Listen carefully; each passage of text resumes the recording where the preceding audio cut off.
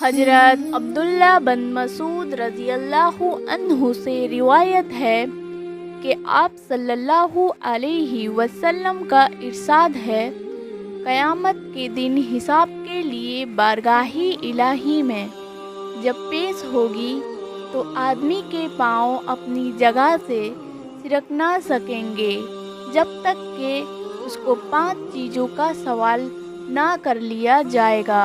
اول یہ کہ اس کی پوری زندگی اور عمر کے بارے میں کہ اس نے کن کاموں میں گزاری۔ دوسرا سوال اس کی جوانی کے بارے میں ہوگی کہ اس نے کن مشغولیات میں جوانی اور اس کی قوتوں کو بوسیدہ اور پرانا کیا۔ تیسرا سوال یہ ہوگا کہ مال و دولت کے بارے میں کہ کہاں سے اور کن طریقوں اور کن راستوں سے اس کو حاصل کیا۔